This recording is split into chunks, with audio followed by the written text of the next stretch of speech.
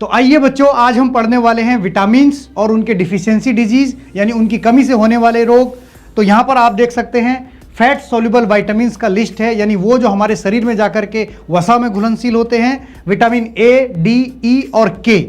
ए को हम vitamin A को रेटिनॉल कहते हैं, इसका साइंटिफिक नेम, और इसकी कमी की वजह से रतौंधी या नाइट ब्लिंडनेस होता है। विटामिन डी की बात करें तो कैल्सीफेरॉल इसको कहते हैं, और बच्चों में रिकेट्स और बड़ों में ऑस्टियोमलेशिया, ये बीमारी ये आपका फैलाता है। उसके बाद विटामिन ई की हम लोग बात करें तो टोकोफेरॉल यानी मसल वीकनेस, मांसपेशियों में कमजोरी, और विटामिन के आपका जो कि ब्लड क्लॉटिंग हमारे शरीर में करता है, अगर इसकी कमी की वजह से एक्सेस ब्लीडिंग यानी अत्यधिक रक्तस्राव होता है। याद रखिएगा ये सभी फैट सॉल्युबल हैं। और वहीं अगर हम लोग बात करें वाटर सॉल्युबल विटामिन्स की, यानी जो आपका पानी में घुलनशील होते हैं हमारे शरीर में जाकर के, ये इनकी कमी से होने वाले रोग हैं।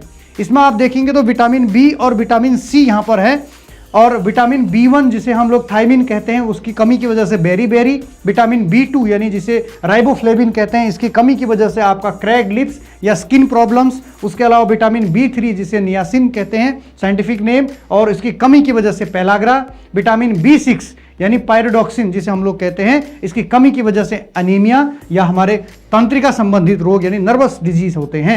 विटामिन बी9 जिसे फॉलिक अम्ल कहते हैं, फॉलिक एसिड, इसकी कमी की वजह से एनीमिया। और विटामिन बी12 यानी कोबालामिन, इसकी कमी की वजह से बच्चों आपका पर्निशियस एनीमिया होता है। याद रखिएगा विटामिन सी जिसे हम लोग एस्कॉर्बिक अम्ल या एस्कॉर्बिक एसिड कहते हैं, इसकी कमी की वजह से स्कर्वी नाम की जो बीमारी है वो होती है, जिसकी में आपके मसूड़ों से आपका जो है खून आना होता है।